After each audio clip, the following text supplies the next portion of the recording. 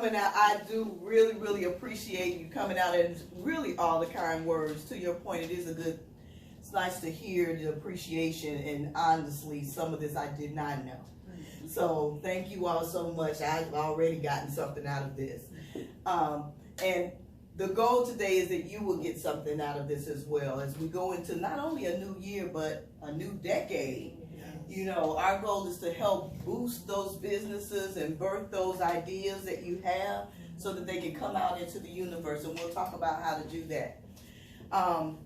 The first thing, and we're already ahead of the game, is you have to have an idea. Every business starts with an idea. And this, as I use the word business, this could be nonprofit, it could be a service, or it could be a product. I'm using that all interchangeably. And it starts with a dream, you know, and again, dream and idea I use interchangeably, and I do that intentionally because I want you to dream, because when you think of dreams, you think big, like where you want your life to be, how you see it in the future, and you think big. But also sometimes when we think dreams, we think impossible. You know, it's so far away, how do we get there? And so I interchange it and use the term ideas because an idea is a little closer to home. You know, I can think about an idea, I can figure out an idea, but the thing about ideas is everything starts with an idea. It starts with a dream. These canvases on the wall, somebody decided to take canvas and stretch it, put it on some wood so that artists would have a place to paint. You know, this chair here, it's not like the ones you're sitting in. This one folds up, right? Somebody decided that it wasn't good enough to just sit in the chair. Let's make them foldable so we can take them to our relatives' house when they ain't got no seats for us at Christmas, right? So everything starts with an idea. And, you know, they used to say that opportunity only knocks once. I totally disagree with that statement. I think that opportunity is around us all the time. We just have to take a minute to stop and pay attention. How many of us have had ideas to do something, and I've heard about some of them here, but you didn't move forward with them? Why do we do that? And this is where I actually want y'all to talk back. Why do we do that? Why do you think that we have an idea and we get rid of it before it comes out, or we let our family and friends talk us out of it? Procrastination. It's Procrastination. What else? Fear. Fear. What are we afraid of? Afraid of failure. Failure. I think a lot of times, though, we are afraid that we would accomplish, but it's the maintaining. That we might be successful. Yeah. Yes, absolutely. That is a real fear. Because once you're successful, your expectation level is raised. And then how do you stay there? That is a real fear. I'm glad you said that. We are afraid of failure. We are afraid that we might look like a fool. But we're afraid of success too. What do you think happens to our ideas or our dreams when we don't bring them out into the universe? Somebody else get it. Or they're in the cemetery. They're in the cemetery. Somebody else get them. I believe somebody else gets them. I think that the idea was brought to you to bring out in the universe, and if you don't move on it, it goes to someone else. You know why? Because our dreams and our ideas are not really for us. Right. It's for service, for other people. And so if you don't bring it out, somebody will. It happened to me. I lost millions of dollars. You know what I had an idea of and I didn't move on it? Uber. Uber. You think I'm playing? In the 90s, in the 80s and 90s, my family, we were poor. We didn't have a car. So I had to take the bus everywhere. I have stood out on the bus stop in 0-degree weather, freezing, thinking, wonder why we don't have the jitney cabs anymore. Anybody familiar with the I remember, because I was going to say that Jitney was, Jitney was the first Uber. Yeah, and see, the taxis, they actually forced Jitney out of, I love his. So, let's see, so Jitney was a little bit before my time, but for those of you all who don't know what the Jitney cabs are, Jitney cabs were people who had their own vehicles, and they would drive up and down the avenue like Western or King Drive, and you could get in at 35th, give them some money, and they'll drop you off at 55th. You know, they rode a certain level. but they were their own cars. Yeah. And I stood out in the 90s saying, we should have jitney cabs back again. But at the same time, right after I said it, I said, ain't nobody gonna get in somebody's car they don't know. Wow. Ain't nobody gonna drive somebody they don't know where they wanna go. And I talked myself out of $1 million idea. A trillion. Trillion. This is a $1 billion industry, the rideshare industry. And literally that idea came to me in the 90s, but I didn't know how. Number one, I wouldn't have known how to get it out. I didn't know, but I didn't even believe it was a good enough idea to try it. And that happens a lot, you know, to a lot of us. We have ideas, we have businesses that we don't birth. And then, oh my God, when you see it years later, somebody's making money on your idea, yeah, I'm a little salty with me, you know, but it was on me. So when I came out, I played, I know some of you in your subconscious, you were talking and you hear, but I played on Broadway because I want to talk about what happens when you do go for your dreams. And we're going to use Mr. George Benson on Broadway as a test case. So George Benson wanted to go to New York because he saw the neon lights on Broadway. You know, he wanted to be a part of the nightlife. The women on Broadway, they were, you know, nice and fun and they having a good time. And he had a dream that he could play his guitar and that somebody would pay him for his service on Broadway. But the first thing he had to do was he had to step out of the unfamiliar. If you're familiar with the song, he had to leave his hometown and go to New York on Broadway. He was born in Pittsburgh. Now, I'm sure that Mr. George Benson had a job back in Pittsburgh where he paid his bills. You know, he had a job where he had to go to every day, punch a clock, probably smarter than his boss. Had to listen to deal with a whole lot of co-workers that he didn't like. I know. I don't know if you've had that experience, but this is me. Had to ask if he could go to lunch, if he could go home. Had to ask if he could take a vacation. How many of us know that when you go on your job, you can't go on vacation when you want to? You are on their time and they can tell you whether or not you can go. I have a friend, and this is a very true story. Her boyfriend bought her a cruise for her birthday. So she put in for her time off. Her boss told her no. That you couldn't go. You can't go. I need you. So, you know how we are. That money was spent. We go on the cruise, right? So, Wanda goes on the cruise. I just called in sick. So she called in sick, went on a cruise, had a good time. And so when she got back and she went back to work, her boss said, Wanda, let me talk to you in the conference room. Now, you know that's not a good sign, right? And when they got in the conference room, HR was already sitting at the table. Definitely not a good sign. And so they said, well, Wanda, it's curious that you got sick at the same time that you had put in for time off for your vacation. Put in for it. She said, I don't. and Wanda says, I know, and I knew you would think that, and that's why I got a doctor's statement. You know, so she pre-planned. She gave the doctor's statement and let them know that she had the doctor's permission to be off work, right? And they said, okay, Wanda, we get that. But one thing is curious to us. Why your Facebook got all these pictures? Not Facebook. She said, when you called in to tell us you would be off sick, Royal Caribbean came up on the caller ID. Oh, no. How is it that you're at home sick and Royal Caribbean coming up on the caller ID? You know the worst time in the world is when you get face to face with your life. That's a horrible feeling. And I asked her, I was like, what did you say? Because you are cold busted. She said, well, I told them that I was at home, but the trip was paid for. So my boyfriend went, but he was checking on me. And while we were on the phone, I realized I should call in. And so I put you on the three-way so that you could, so it could call in. And that must be how it came up on your ID. Oh my God. I was in tears. But that girl lost her job. She did. She lost her job because she wanted to go on vacation.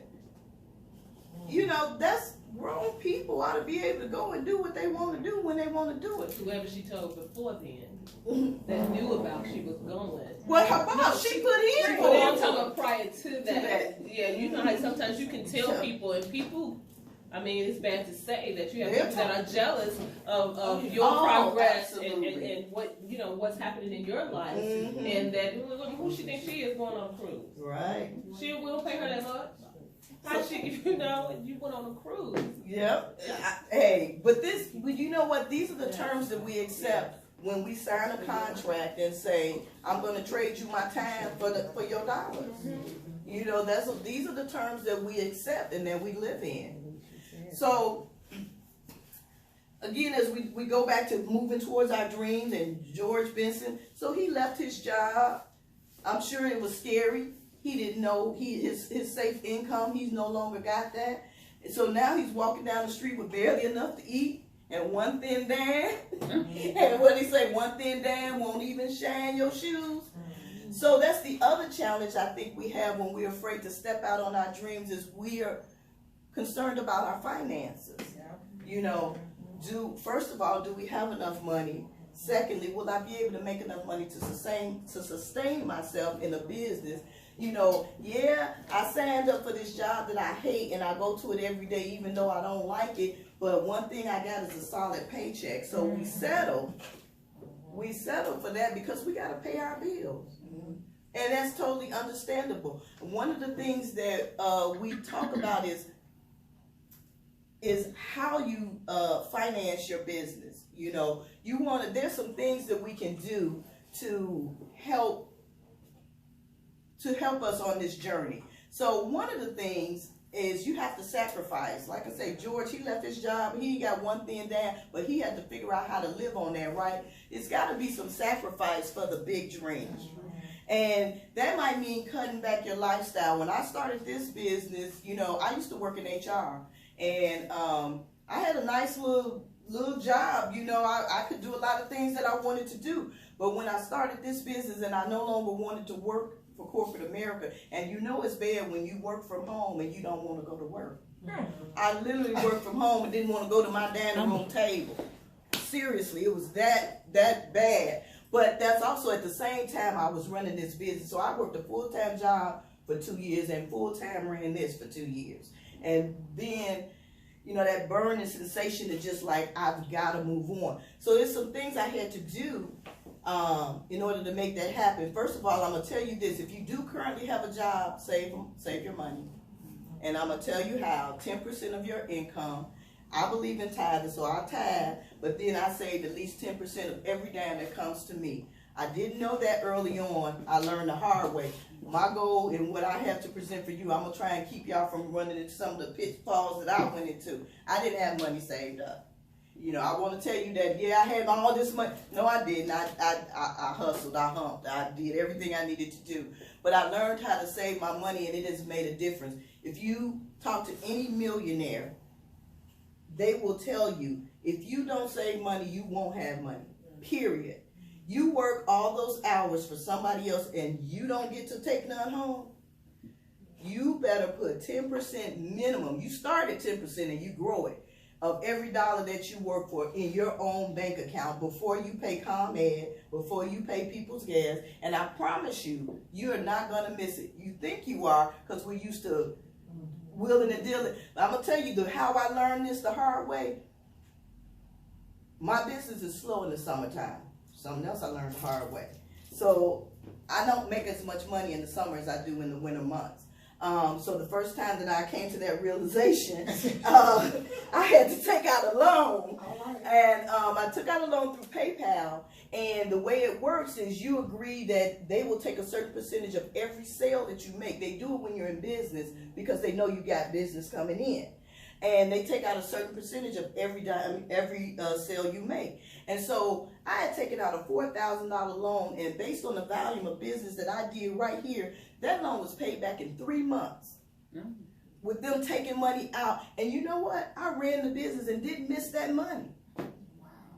I wasn't even paying myself initially when I started this business.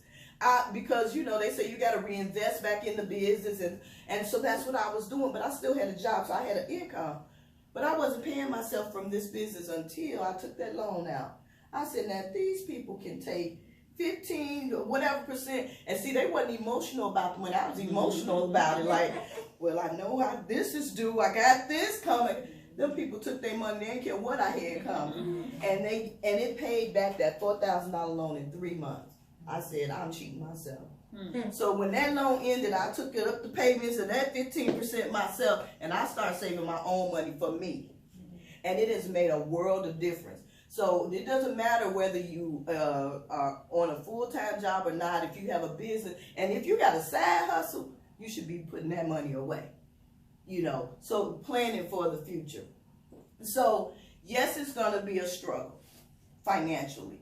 But if you have the right information, if you have the right contacts, you should be talking to your banks. And I know sometimes it's scary for us to talk to banks because, you know, they don't want to help us. But when you got the right contacts, I got a person who works at a credit union who she knows when the money's coming in for businesses and stuff like that. So, you know, you out, you network, you connect, and you get information. So if you got the right information, then you don't have to have $1 million to start. As a matter of fact, you just get started. But you do have to cut back. You have to kind of change your lifestyle. That's another thing that I did. So, example, I don't have Wi-Fi in my house, and I haven't had Wi-Fi for the last 2 years. Look, she's like, everybody does that when I what? Yes, you can live without Wi-Fi. Absolutely not. So listen, I have a hotspot that I pay for through my T-Mobile plans. My computer runs on my hotspot. Ask Mr. Submarine got Wi-Fi running right through here. I can run my computer right through here, and it's it's free. So my cable works. Yes, I have TV. You don't need Wi-Fi for TV. I got basic cable. I'm not home anyway. I don't watch TV hardly anyway. But I got basic cable, and I got DVR. Everything I watch is in DVR because I'm never home. What I don't have is on demand, or you know, some of the fancy things that they doing right now. But I can watch TV. You know, I can get the news. Without Wi-Fi? Yeah. I better not have cable. See. I went when I came for 5 years ago. I don't have cable. I do Wi-Fi. I had a car. I didn't need cable. I needed this car. Right. So that's the point, is that there's going to be some sacrifices, but it's for the big dream. If we go back to thinking about George, the big dream was a star on Broadway, you know? So he making one thin damn work. You know, he ain't say he was starving. He just said he didn't have enough to eat. But he ate a little something. So then the next thing is our family and friends. You know, when we share our ideas with our family and friends, because in the song, they told him he gonna be on the Greyhound bus for home. That's what they all said. And our family and friends, I'll tell you this, it's not that they don't want to see you shine. It's that they're uninspired. It's that sometimes, and sometimes the good people, they mean you well. An uninspired person will try and tell you, don't go for your idea, don't move that forward, that's not going to work. And really, they might not want you to get hurt. They might not want you to lose money. They might not want you to, they just don't want to see you fail. But the problem is that they don't have your dream. That dream was given to you. It wasn't given to them. And then when you step outside the norm, you're different. Yeah. You know, and that's a little scary. Sometimes we don't move forward because we don't have that community of support that we need in order to I always say check your circle. Check your circle. To move forward. And I'll take it even further. You know, first of all, if you're going to be in business, you have got to up your personal growth. You have got to up your personal growth. Your business is only going to go so far. It's only going to go as far as you have right here. So you got to grow. And to her point, up in your circles.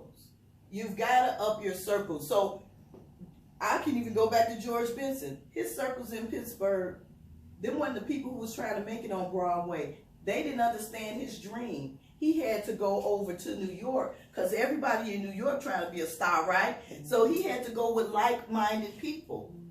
And we all have to do that. I'm moving forward in the coaching realm, and just to tell you, anybody that was coaching you, you want to make sure they have a coach, because I think everybody needs a coach. I have moved forward. You got to up your circle, because I'm planning on moving up. You know, one day y'all gonna have to have my business manager call me over in the Philippines and say, hey, can you come and make a special appearance? But I don't know if you're familiar with Suzanne Evans, but she's the author of The Way You Do Anything is the Way You Do Everything.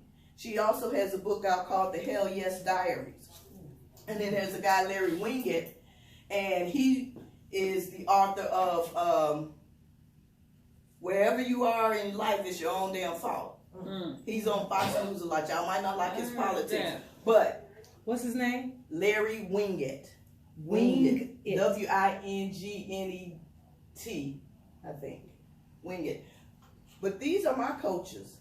These are who I go to them. We have a retreat in February that I'm going to. It's in the Bahamas. 7 days in the Bahamas. And so these are the people that I'm learning from. And so when I went and signed up for this program, they gave me information that I'm like, I got to share this. I have to help. I have to share this. So I'm paying a whole lot of money for some information that I'm going to give y'all for a lot less. All right? God is but good. But you got to up your circle. You got to up your circle. See, I've been looking for people, and the last year I've been up in my circle. And just when you said it, when you do it intentionally, it puts you in front of the right people. And so I finally got in front of the right people, and they've helped me to move to another level. So you got to move out. You got to push the naysayers. And the other thing that you have to do, you have to have a product or a service or a skill that you bring to bear, that people are willing to pay you for. See, when we talk about George say, I know they wrong. I know they are, because I can play this here guitar. You know, he had a skill. He had a skill that he thought could bring, that people would pay for. And then the other thing that he had was determination. He says, and I won't quit until I'm a star.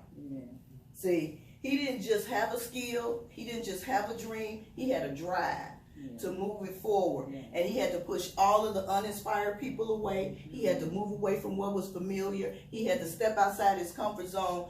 Lisa Nichols, I don't know if y'all are familiar with her, but I listen to her all the time. She say, your success in your comfort zone do not live in the same zip code. Okay. You're going to have to step away from what you're used to, because your knowledge, your experience has brought you to where you are now. And that might be a good place.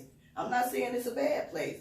But if you don't get a coach to move you to the next level, you don't even know what you don't know. That's true. So I promised you guys, and we all know George Benson went on to be successful, right? You know who I'm talking about, right?